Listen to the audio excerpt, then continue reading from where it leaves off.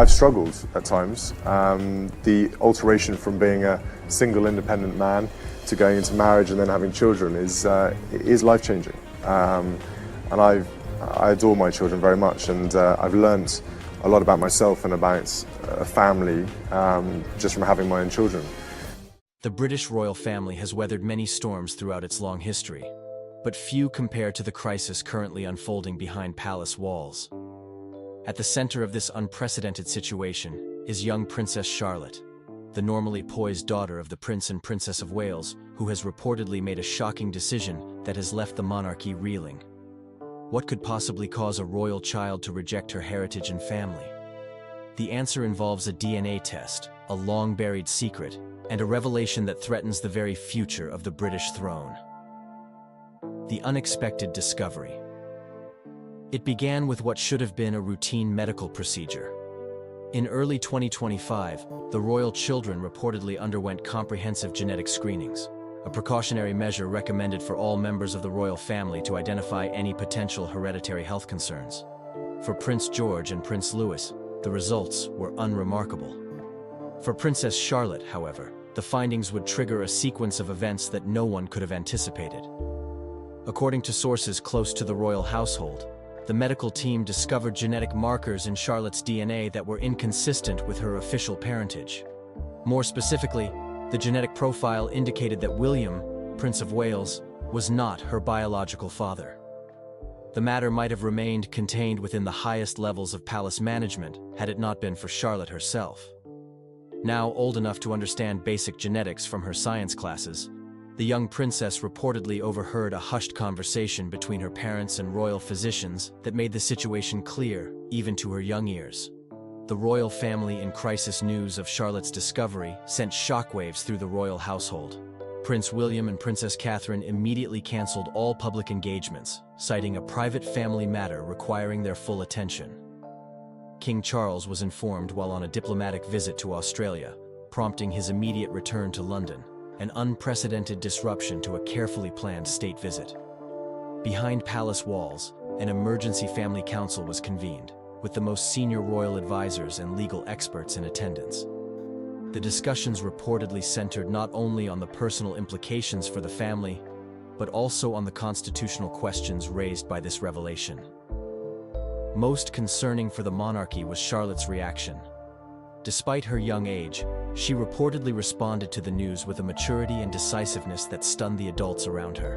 According to sources, Charlotte declared that she could no longer participate in royal duties or maintain her royal identity, knowing that her entire life had been built on a lie. The father question. As the palace struggled to contain the situation, speculation inevitably turned to the question of Charlotte's biological parentage. Who could possibly be the father of a child born to the future Queen of England? Palace sources have remained tight-lipped, but royal watchers quickly identified the time frame before Charlotte's birth in May 2015 as a period when William and Catherine were reportedly experiencing marital difficulties. Several British tabloids had hinted at trouble in the royal marriage during late 2014, though these reports were vigorously denied at the time. One name repeatedly mentioned in hushed conversations among royal insiders is James Matthews, the financier who would later marry Catherine's sister Pippa Middleton in 2017. Matthews and Catherine were known to have socialized in the same circles before his relationship with Pippa became serious, though no evidence of anything beyond friendship had ever emerged. Matthews himself has gone completely off the grid since the rumors began, with his office stating only that he is traveling on business for an indefinite period.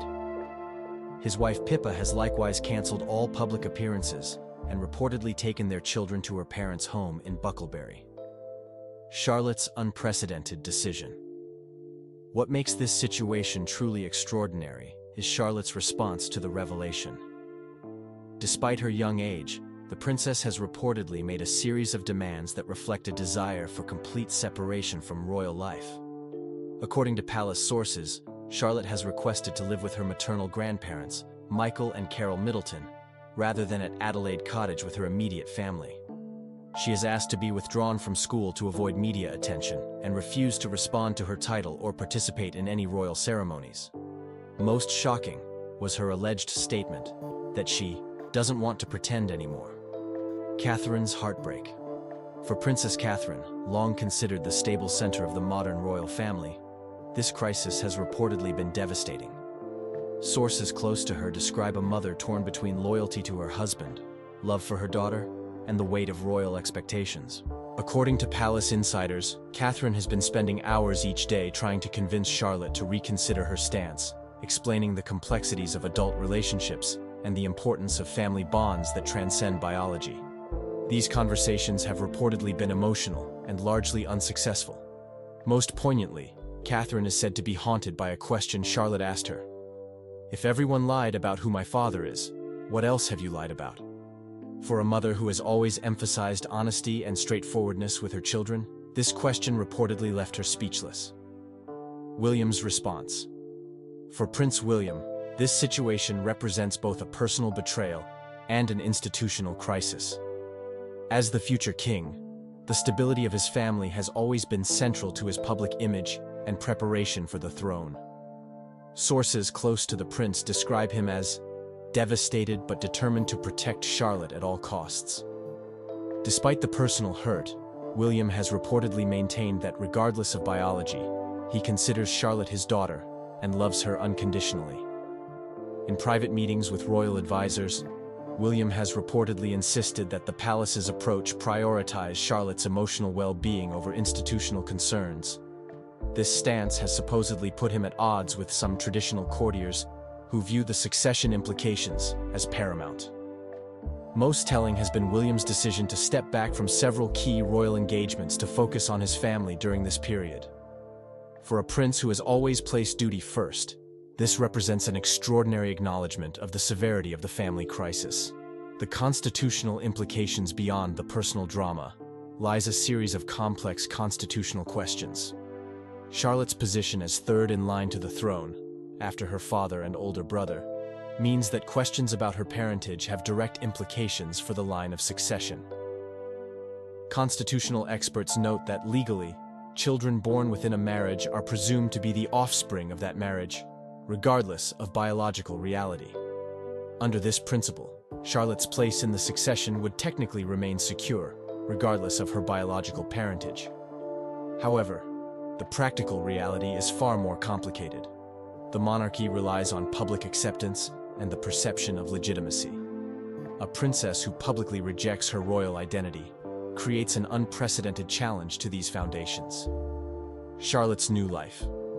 Away from the palace, Charlotte is reportedly adjusting to a very different existence. Sources close to the Middleton family describe her as both relieved and disoriented by her self-imposed exile from royal life.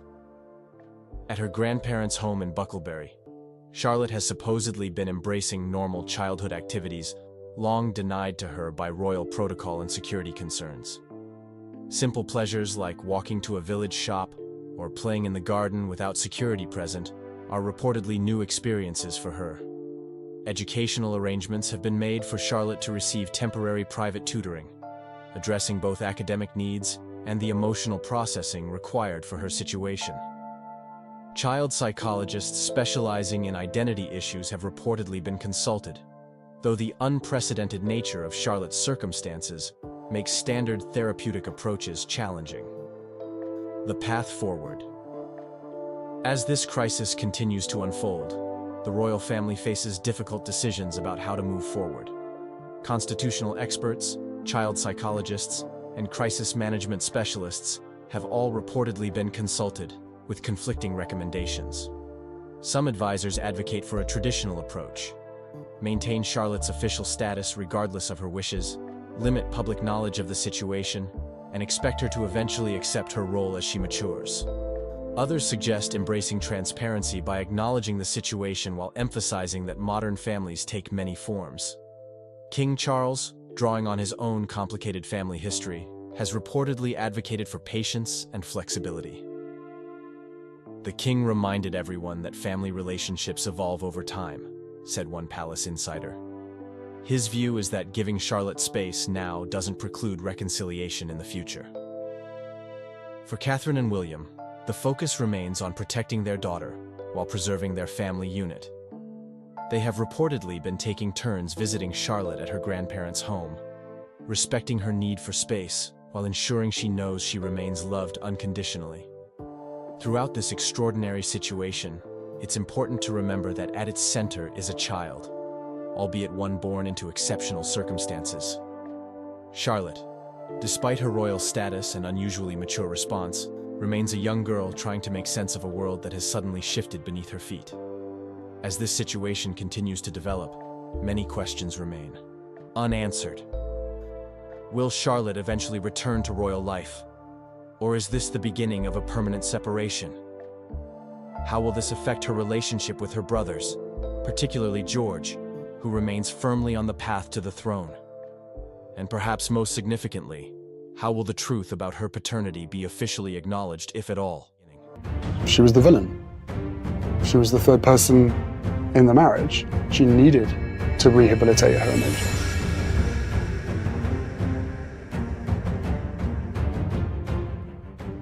Some secrets are too big to stay hidden forever. And this one? It's sending shockwaves through the royal family. Tucker Carlson couldn't believe what he was hearing. His guest sat across from him, calmly revealing something about Queen Camilla that no one was supposed to know. The look on Carlson's face said it all: disgust, shock, and maybe even a little anger. Who was the guest on Tucker Carlson's show?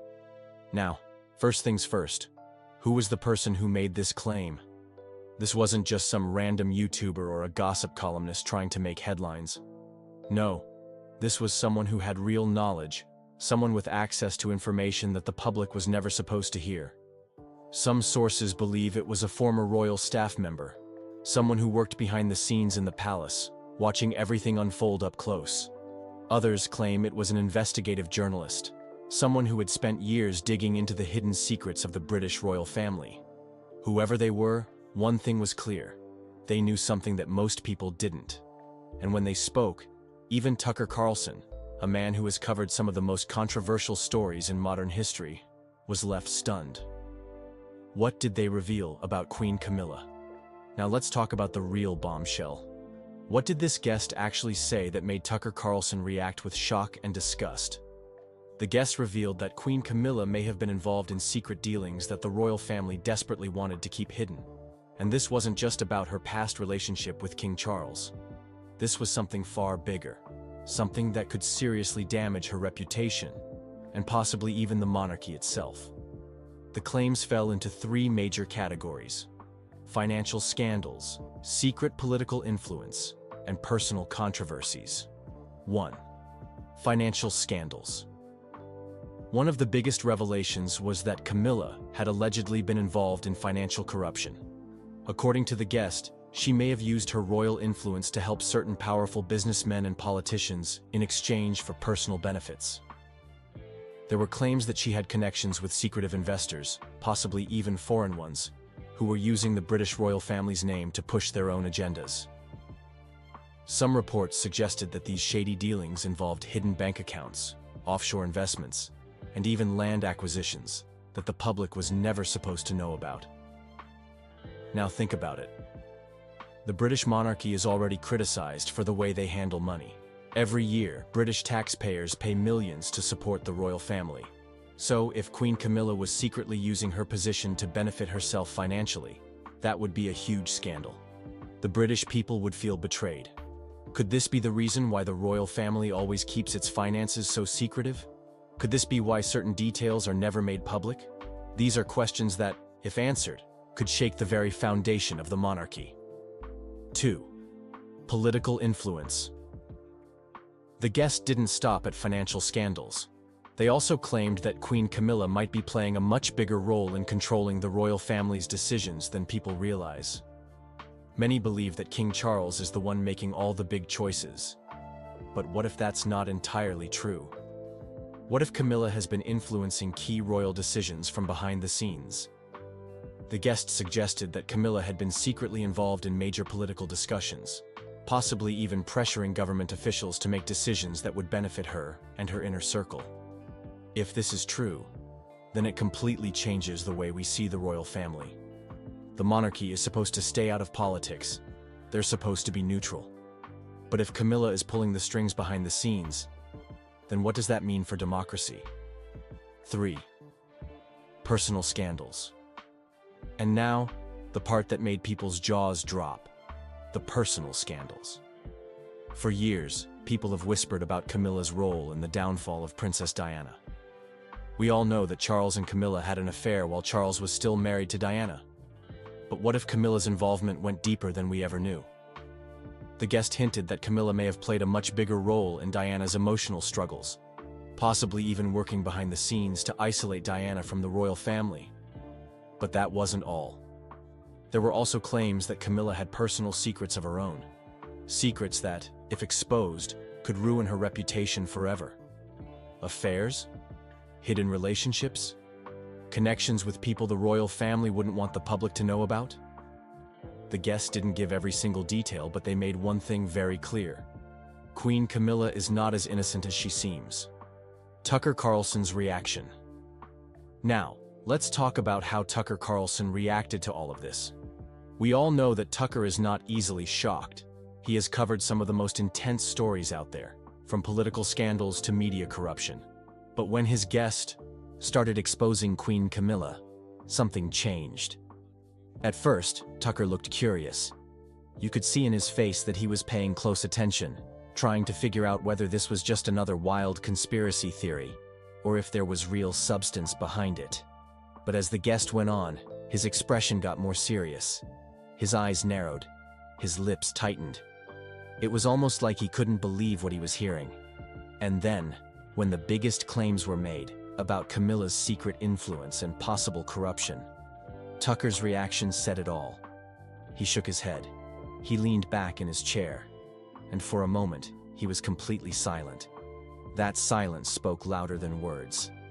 Finally, when he did speak, he asked the question that everyone at home was probably thinking. Why is nobody talking about this? And that's a great question, isn't it? Why is the media so quick to defend Queen Camilla? Why are these stories always buried? Why is it that every time a scandal about the royal family starts to surface, it suddenly disappears from the headlines? Tucker didn't outright say that he believed every word the guest said. He didn't claim that every detail was 100% confirmed. But he did say one thing very clearly. This was a conversation worth having. And that's the part that really matters. If even half of these claims are true, then the British public deserves to know. If Queen Camilla has been hiding dirty secrets, then the truth will come out sooner or later. The royal family's history of cover-ups. The British royal family is one of the most powerful and well-protected families in the world. They have wealth, influence, and a long history of carefully shaping their public image.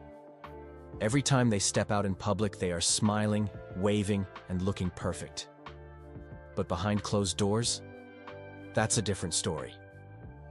For decades, the royal family has been accused of covering up scandals, silencing people, and hiding the truth from the public.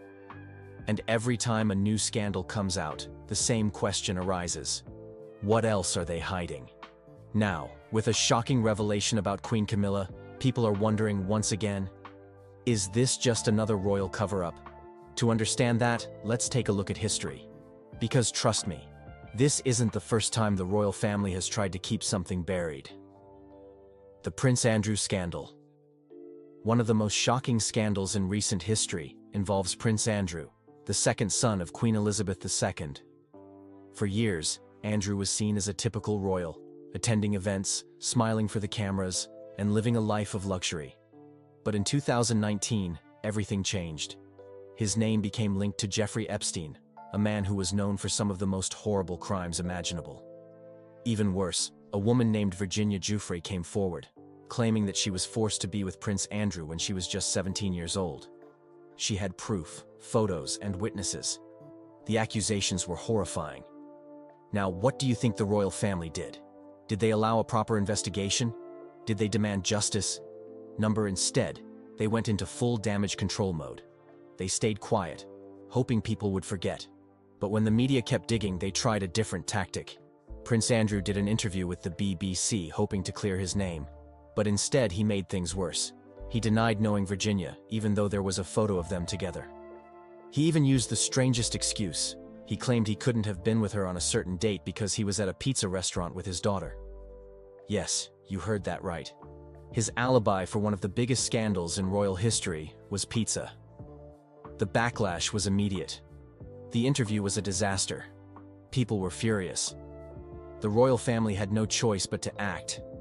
They stripped Andrew of his royal titles and public duties. He disappeared from public life. But did he ever face real consequences? Not really. Eventually, the royal family made a secret deal with Virginia Giuffre. They paid her millions of dollars so she would drop the case. And just like that, the scandal was quietly buried. But here's the real question. If the royal family was willing to protect Prince Andrew, who else have they protected? The tragic story of Princess Diana. Now, let's talk about Princess Diana, the most beloved royal in modern history. Diana was different. She was warm, kind, and truly cared about people. She didn't just smile and wave. She connected with the public. And because of that, she was adored by millions. But the royal family?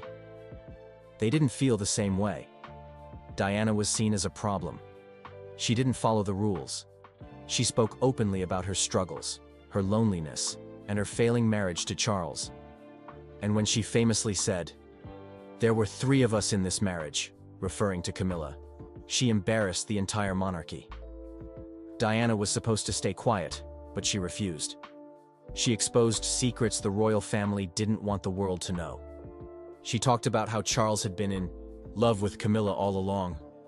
She talked about how the palace controlled every aspect of her life. And then, in 1997, something terrible happened. Diana died in a car crash in Paris. The world was in shock. The official story was that her driver was drunk, lost control, and crashed. But a lot of people didn't believe that. Witnesses claimed they saw a mysterious white car near Diana's vehicle just before the crash. Some heard loud bangs before the car lost control. And then there's the most chilling part. Diana herself had predicted something like this would happen. She had written a letter, saying she believed someone was planning an accident to get rid of her. And guess who she named in that letter? Prince Charles.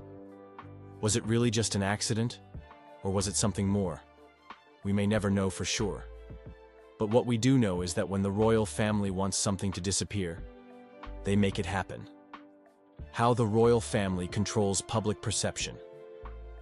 The royal family is not just a family, it's a business.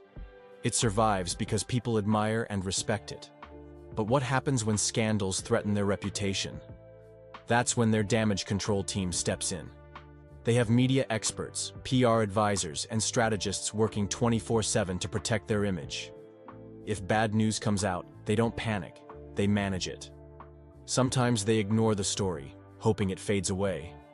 Sometimes they release a carefully worded statement that says nothing but sounds important. And when things get really bad, they create a distraction.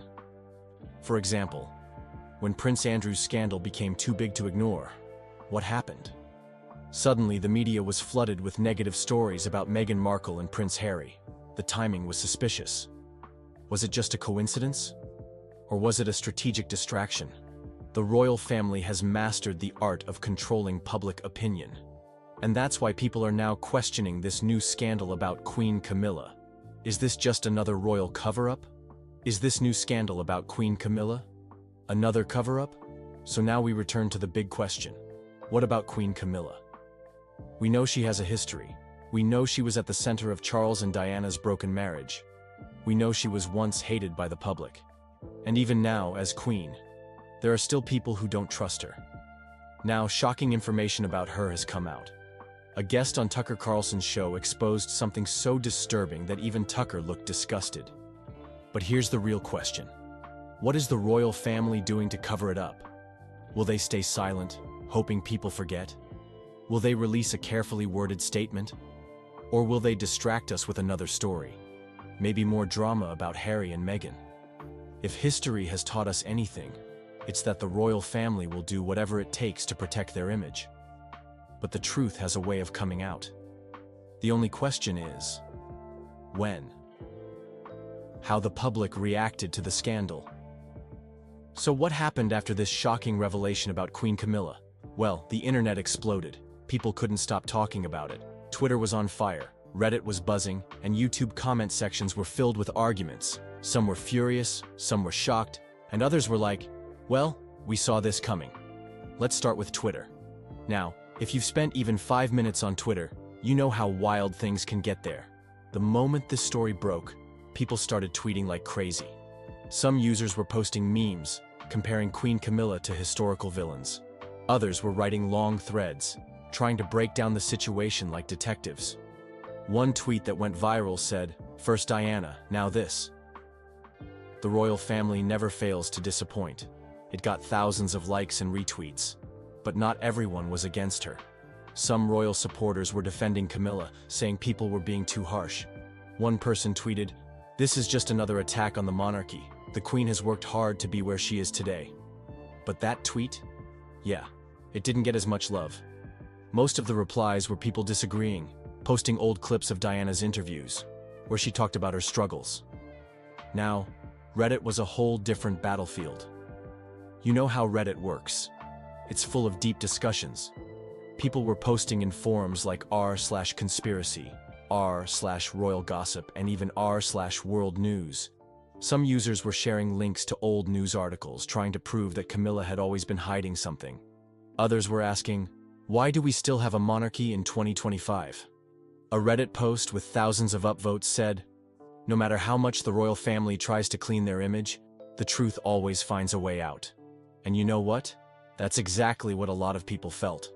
They believed the royal family had been covering up secrets for years, and this was just another example.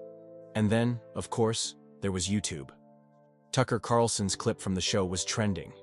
The comments section? A war zone. Some people were praising Tucker for speaking out, saying the mainstream media would never expose this. Others were saying Americans should stay out of British affairs, which of course made the comment section even messier. British versus American public opinion. Now, here's where things got really interesting. The way British people reacted was very different from the way Americans did. Let's talk about the British reaction first.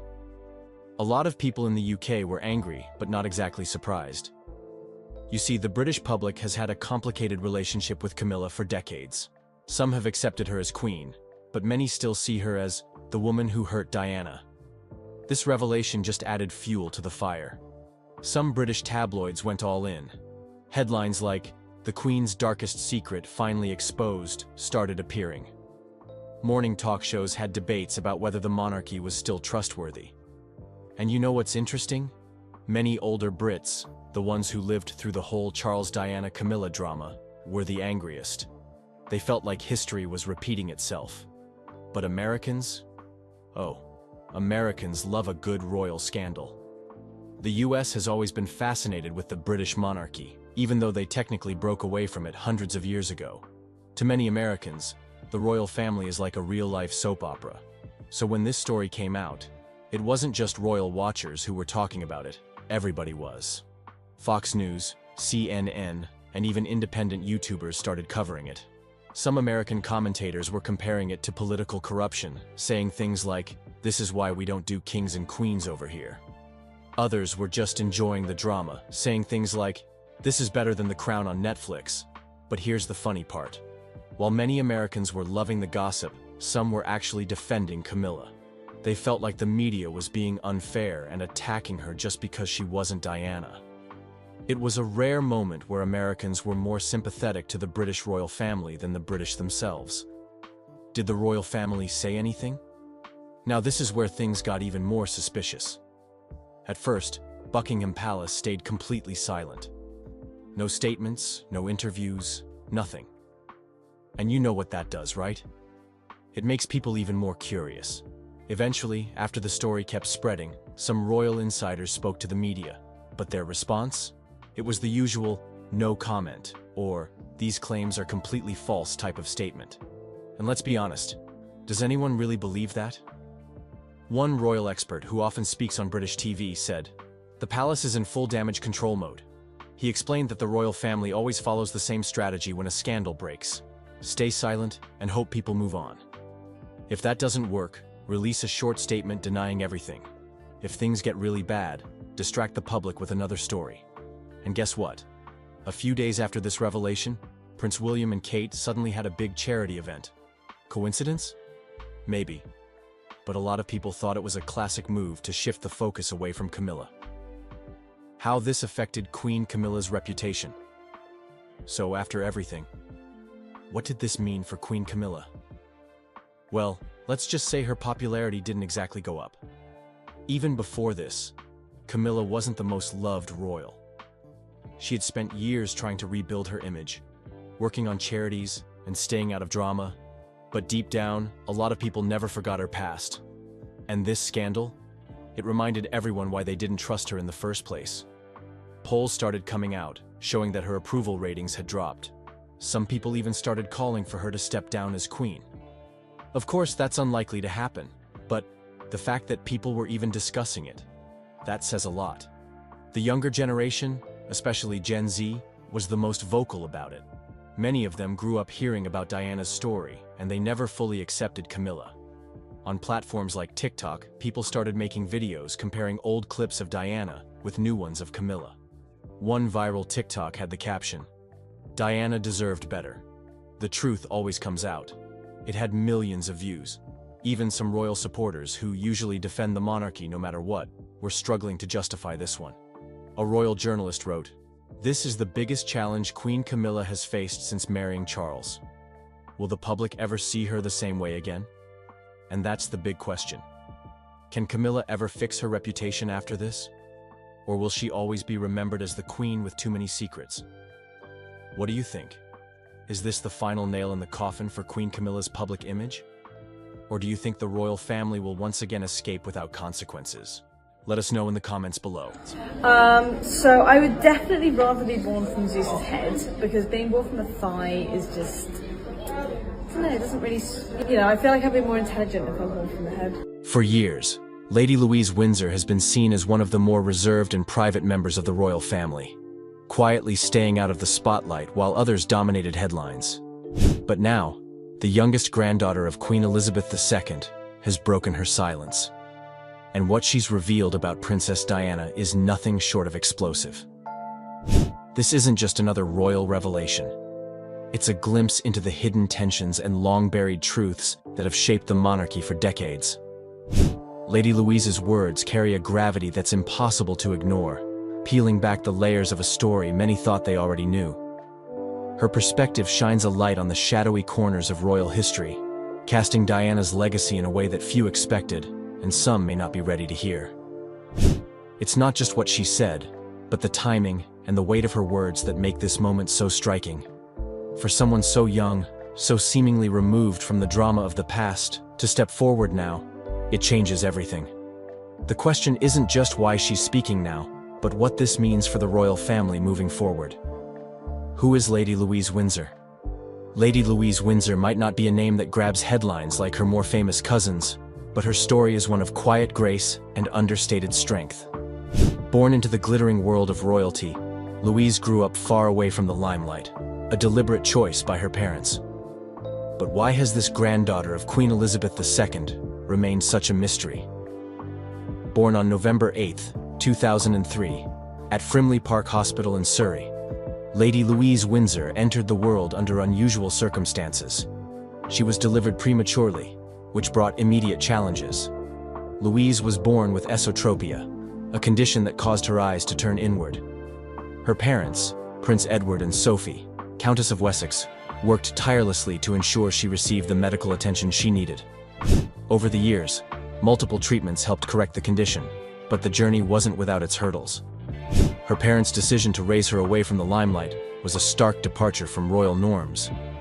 Unlike some of her cousins, Louise was not given the title of Her Royal Highness at birth. This wasn't a snub, but rather a conscious effort by Edward and Sophie to give their daughter as normal an upbringing as possible. Could this decision to shield Louise from royal pressures be the secret to her grounded personality? In a family often dominated by spectacle and headlines, Louise's quiet entrance into the world and her modest upbringing set her apart. While many royal children are thrust into public life from an early age, Louise's parents made it clear that her childhood would be different. She attended a local school, made friends outside the royal circle, and largely avoided the public eye. It's a decision that has shaped who she is today. a royal with one foot in tradition and the other firmly in a normal life. In a royal family bursting with larger-than-life personalities, Lady Louise occupies a unique position. As the eldest child of Prince Edward and Sophie, she's ninth in line to the throne, but her public profile is significantly quieter than that of her cousins. What makes Louise's story so intriguing is the deliberate effort to keep her grounded. Her parents, who have been praised for their modern approach to parenting, chose not to burden her with the expectations that come with being an HRH. But as she's grown older, Louise has begun stepping into the public eye, and her poised, mature demeanor has captured attention.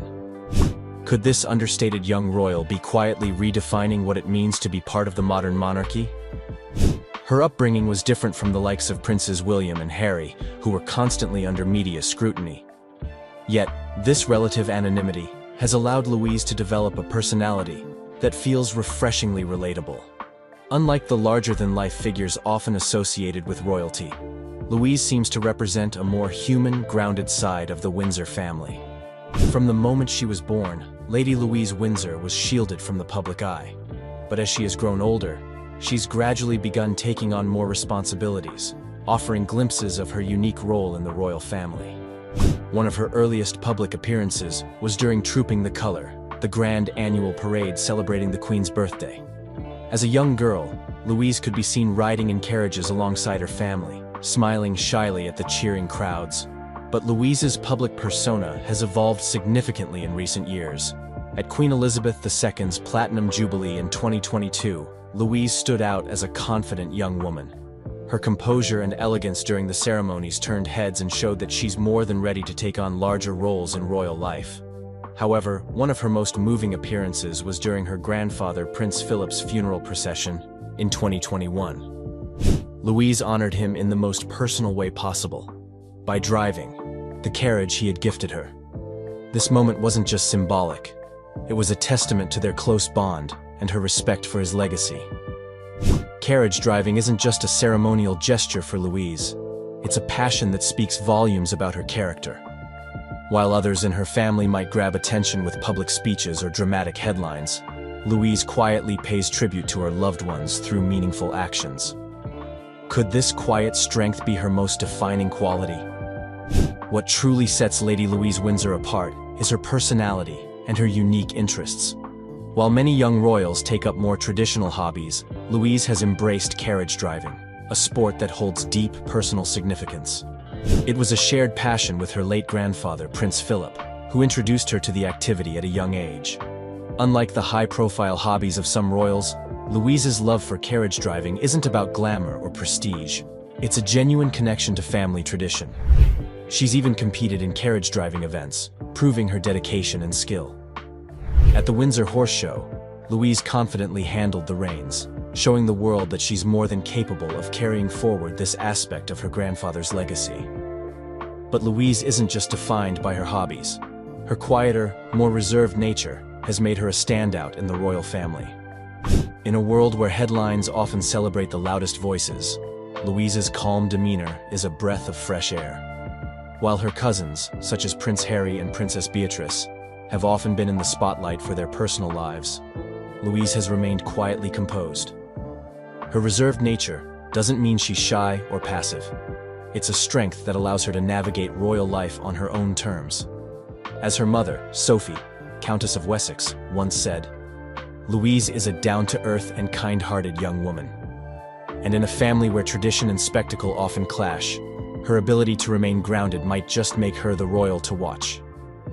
In a family as public and scrutinized as the Windsors, Lady Louise Windsor's approach to life is refreshingly different. While others chase headlines or grapple with intense media scrutiny, Louise has chosen to focus on family, tradition, and her own passions. Her public appearances are rare but meaningful, and her understated nature often makes her stand out even more. While some might view her quieter approach as a lack of ambition, it seems more like a deliberate choice, a way to embrace her royal heritage without losing her sense of self. Could Louise's quieter strength be the blueprint for the monarchy's future? As the royal family continues to adapt to modern times, figures like Louise might represent the balance between tradition and change. With her unique combination of grace, composure, and genuine passion, Lady Louise Windsor is proving that sometimes the quietest voices leave the biggest impact. And here's the real question. Could Lady Louise Windsor, the quiet royal in the shadows, one day step into a larger role in the family? Or will she continue to carve out her own path away from the spotlight? One thing's for certain, her story is far from over. Princess Diana's legacy. Princess Diana's story is one of elegance, compassion, and a quiet rebellion against tradition. When she entered the royal family in 1981 as the young, shy bride of Prince Charles, the world immediately fell in love. But Diana didn't stay the reserved princess for long. She broke molds, defied expectations, and redefined what it meant to be a member of the British royal family. And that transformation wasn't just for show, it left ripples that continue to shape the monarchy today. How did Diana, a woman known for her vulnerability and strength, rewrite the rules? Princess Diana's approach to charity work wasn't just about attending events or making donations, it was personal, raw, and heartfelt. She wasn't afraid to step into spaces others avoided. Take her work with HIV/AIDS awareness, for example. In the 1980s, at the height of the AIDS epidemic, fear and misinformation were rampant. Diana shattered stigma with one simple act, shaking hands with an HIV-positive patient without gloves. That single moment, immortalized in photographs, wasn't just a gesture, it was a message. It told the world that people with HIV deserved compassion, not fear or judgment. And then there was her fearless advocacy against landmines. In 1997, just months before her death, Diana walked through a landmine field in Angola. Think about that for a moment. A princess walking into danger, not for glory, but to shine a light on a crisis the world had ignored. Her efforts directly influenced the Ottawa Treaty, which banned landmines in over 160 countries. But here's the twist. How often do we see royals stepping into literal danger for a cause they believe in? Diana wasn't just a princess. She was a force for change, and her legacy of bravery continues to inspire generations of royals today. Before Diana, the royal family was often seen as distant, aloof, and unreachable. Symbols of tradition, yes, but rarely of warmth or emotion. Diana changed all that. She did it in small, human ways. Whether hugging children at a charity event, sitting on the floor with hospital patients, or offering a comforting smile during her royal visits, Diana showed the world a side of the monarchy it had never seen before. Her 1995 BBC interview with Martin Bashir was groundbreaking.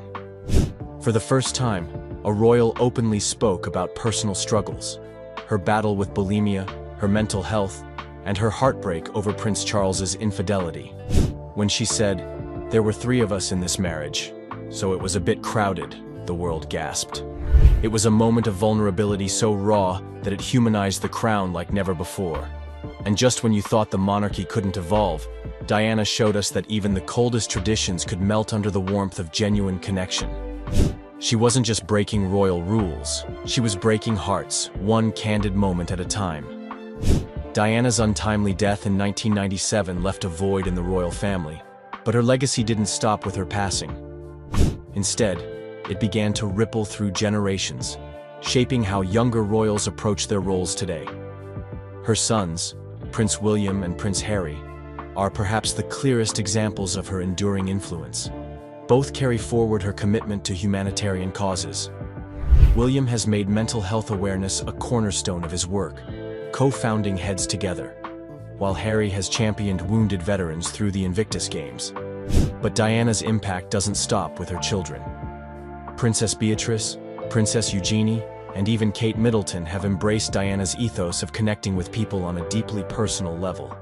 They've followed her lead by choosing causes that align with their passions, whether it's children's welfare, environmental conservation, or fighting modern slavery.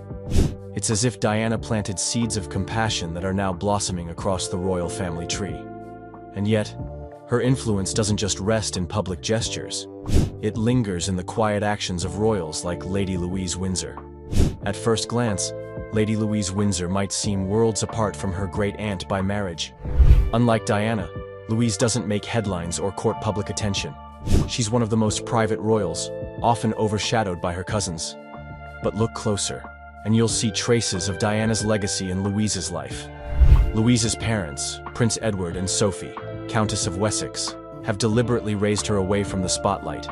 They even chose not to give her an HRH title, offering her a more grounded upbringing. This mirrors Diana's own efforts to ensure her sons experienced life beyond the palace walls. Who could forget those iconic images of Diana taking William and Harry to amusement parks or McDonald's? And just like Diana, Louise has a quiet strength. She doesn't seek attention, but her presence at royal events, such as comforting her family during Queen Elizabeth II's funeral, speaks volumes. Louise might not wear Diana's crown of public adoration, but her quiet grace proves that legacies aren't always about grand gestures. They're about the values you carry. The connection between Diana and Louise. When we think of the royal family, it's easy to get lost in the sea of titles, relationships, and connections. But there's one surprising link that you might not know about, one that ties Lady Louise Windsor to the unforgettable Princess Diana. It's not often discussed, but Diana's brother, Charles Spencer, married Louise's grandmother, the Countess of Wessex, which makes Diana and Louise family. Though the relationship isn't as direct as we might think at first glance. That bond is more through marriage than through blood. But still, this connection is undeniable. Princess Diana, who captured hearts around the world with her elegance and charitable work, is part of the very fabric of Lady Louise's extended royal family. You might think that this distance between them would make their connection seem irrelevant, but it's the quality of the bond that's crucial. These two women share a certain legacy, even if their paths rarely cross directly. Let's pause for a moment and take a closer look at the House of Windsor's family tree. It's a vast and intricate web of connections that includes many relatives, distant and close. But there's something striking about how Diana's influence ripples through the generations. Louise, daughter of Prince Edward, and Sophie, Countess of Wessex, grew up with some of those very same family values that Diana held dear. Through her connection to her grandmother and her parents, Louise absorbed lessons from that era. Lessons that, although separated by a generation, still resonate today. But let's not get too bogged down in royal titles and complex family trees. The real story lies in how this family connection plays out in both women's lives and their shared approach to charity and kindness. Now, let's dive deeper into the upbringing of Lady Louise and Princess Diana, because this is where the connection starts to really shine. We often think of royals growing up in lavish palaces with every whim catered to, right? But here's the twist. Diana and Louise had something more in common than just a royal title. They both had relatively sheltered early lives, which might surprise you. Let's talk about Diana first. She grew up in a turbulent royal household, but her childhood wasn't filled with the same media frenzy we see today. In fact, Diana's parents' divorce and the subsequent pressures she faced in her early life led to a certain modesty in her early years, one that was less about public attention and more about navigating her own personal challenges.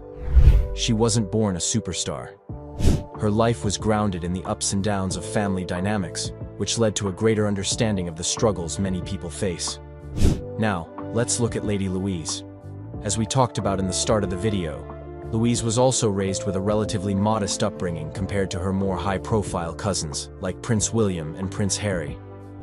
Despite being part of the royal family, she wasn't thrust into the public eye as a child, and her parents, particularly Sophie, Countess of Wessex, made a conscious effort to shield her from the intense media scrutiny that comes with royal life.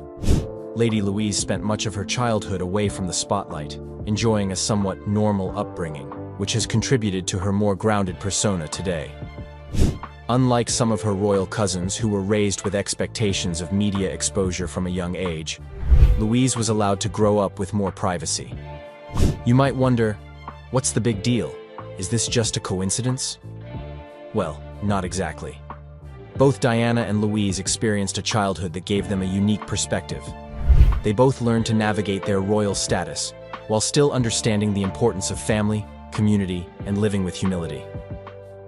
It wasn't about luxury or attention. It was about creating a solid foundation, and both women understood that. there's something undeniably compelling about how their early lives laid the groundwork for their future actions. Now let's turn our attention to the shared values that Lady Louise and Princess Diana both embody: compassion, kindness, service to others. These aren't just words, they've become a legacy, one that's rooted deeply in the royal family, particularly through these two women. Princess Diana was known as the People's Princess for a reason. Her work with AIDS patients, her tireless advocacy for landmine victims, and her genuine compassion for the suffering of others made her an icon. But here's the twist. These are the very same values that Lady Louise is quietly but steadily embracing as she steps further into public life. You might not hear a lot of noise around Louise's charitable endeavors, but don't be mistaken.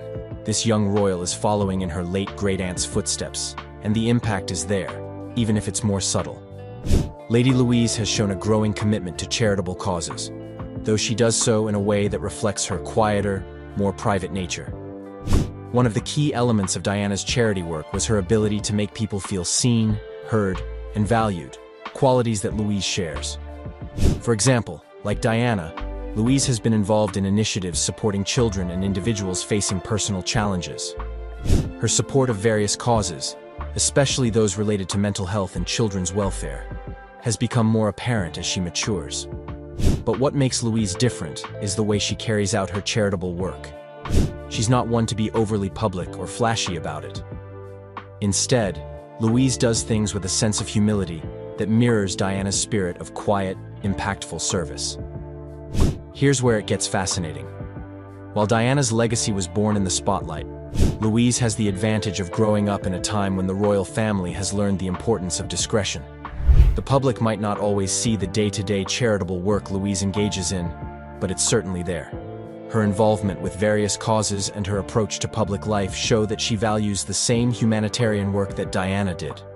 Both women seem to understand that true service to others isn't about media coverage, it's about making a difference. Could Lady Louise be the next People's Princess? She doesn't seek that title, but her values and actions hint at a future where she might carve out a space for herself in the hearts of the people, just as Diana did. There's something about the understated approach to charity that makes her stand out, just as Diana's humility did during her time. The connection between Lady Louise Windsor and Princess Diana is more than just a family tie. It's a reflection of shared values, a similar upbringing, and a shared commitment to making a real difference. Both women, though separated by time and circumstance, embody a legacy that champions compassion and kindness. While Diana's public life was filled with challenges and controversies, Lady Louise's quieter approach might just be the perfect evolution of that legacy. So, next time you hear about Lady Louise and her relationship to Princess Diana, remember this. It's not about a dramatic revelation or a family scandal. It's about a bond that runs deeper than headlines, a connection rooted in the values that both women hold dear. Compassion, charity, and kindness. Those are the threads that tie them together. And who knows, maybe, just maybe, we'll see Lady Louise become the next royal who truly breaks through in a way that honors Diana's incredible legacy. The world may be waiting for her to step into the light. Will she rise to the occasion? How Louise is building her own legacy. Lady Louise Windsor has always been something of an enigma within the royal family. As a child, she was often seen in the background, staying out of the media spotlight that her more famous relatives thrived in. However, recently, something is changing. The quiet young woman, who once shied away from public events, has started to emerge more visibly, though always on her own terms. It's almost as if, suddenly, Louise is letting us in, just a little, to catch a glimpse of who she truly is. But here's the twist. Every time she steps out, it's calculated. Never in a way that screams, "Look at me," but rather, "I'm here, and I'm ready." One of the first notable moments was when Lady Louise, upon turning 18, began attending royal events more regularly. Yet, she wasn't one to show up on a whim. Each appearance seemed carefully chosen, never to steal the spotlight, but to subtly remind us of her place in the royal family. The royal ascot in 2021 was a defining moment. It wasn't the fanfare or flashes of cameras that made her presence significant, but her composed, almost regal air, blending into the background while still fulfilling her royal duties. As she moved through the event, it was clear. She wasn't chasing fame or attention, but embracing her role with an understated grace. But here's the catch. Why has Lady Louise chosen to emerge so slowly? And what does this mean for her future in the royal family? Perhaps she's waiting for something more significant to step into. Or perhaps she's just building up to something that will surprise us all. Now here's where it gets even more intriguing. Lady Louise could have easily followed in the footsteps of her cousins, Princes William and Harry, both of whom were thrust into the limelight from an early age. But Louise? She's different.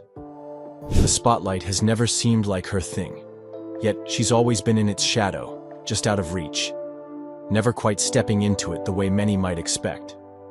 In a royal family where every move is under scrutiny, Louise's ability to avoid the glare of the media is almost like a superpower. Could it be that she's purposefully staying away from the spotlight to shape a legacy on her own terms? Her reserved nature sets her apart from many other royals who are practically born into public life. For example, while Meghan Markle's every move is reported on worldwide, and Princess Eugenie and Beatrice often show up at high-profile events, Louise has maintained a remarkable distance.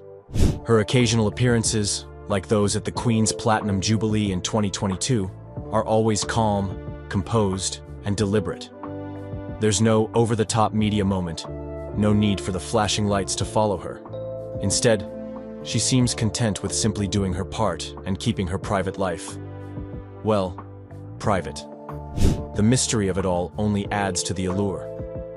Why has she not sought the fame and recognition that comes with her royal title? Could it be that Louise is silently crafting a role for herself that is distinctly separate from the royal frenzy of the younger generation? There's something about her reluctance to join the chaotic world of royal drama that suggests she's waiting for something bigger to emerge, a purpose that hasn't yet fully revealed itself. For a young woman born into a life of royal duty, Lady Louise Windsor's choices are nothing short of fascinating. It's almost as if she's walking a tightrope, trying to balance the weight of her royal obligations with a life of her own design. Unlike her cousins, who have already dove headfirst into full-time royal service, Louise is in no rush. In fact, she's taken a different path entirely, pursuing her academic ambitions at St. Andrews University, where she's been quietly working on her studies, far away from the royal spotlight. And this might just be the key to understanding her future legacy. While other royals have devoted themselves almost entirely to public life, Louise seems determined to create space for both her personal ambitions and her royal duties. This decision to pursue education with such commitment shows us something different, a side of Louise that speaks to a modern royal, one who isn't just about royal engagements, but someone who can make her own choices. She isn't simply fulfilling the traditional royal role, she's laying the foundation for something entirely her own. But here's where it gets even more compelling. What if this quiet academic pursuit is just the beginning? Louise's passion for learning, coupled with her developing interests outside of the royal framework, could signal that her legacy is more about intellect and personal growth than royal appearances. Could she eventually take on a more influential role outside of the royal family's typical expectations? There's no way to know yet, but one thing is clear. Louise isn't following the usual path. She's making her own. Perhaps the most intriguing part of Lady Louise's quiet emergence into public life is the guiding influence of her mother, Sophie, Countess of Wessex. Sophie is the very picture of grace and pragmatism, qualities that Louise has clearly inherited. And while the media often draws comparisons between Sophie and Princess Diana, there's something even more interesting happening here. Sophie's approach to royal life is grounded, practical, and deeply compassionate, traits that she's instilled in her daughter. If Diana's legacy was one of public warmth and charity, Sophie's legacy is one of balancing duty with self-possession, and it's this influence that has shaped Louise's path. For those who have followed Sophie's journey in the royal family, it's clear that she has managed to build a career in the monarchy that doesn't demand constant media attention.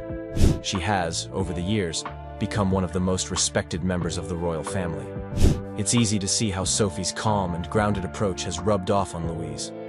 Through Sophie's mentorship, Louise has learned how to be a royal in the 21st century, focusing on responsibility without losing her individuality. But here's the real twist. Sophie's role might be more crucial than anyone realizes. While Diana was often thrust into the role of the people's princess, Sophie has remained behind the scenes, guiding her children with a steady hand. Tia's low-key but powerful influence may be why Louise has chosen a quieter, more independent path than we might expect from someone in her position. Sophie has been a silent force, shaping her daughter's values without the media spectacle that so often surrounds the royal family. Is it possible that Sophie has guided Louise toward a life that could end up being even more influential than any public role within the royal family could ever be? As the Countess of Wessex continues to work quietly on royal engagements, it's clear that her model of service, intelligent, compassionate, and grounded,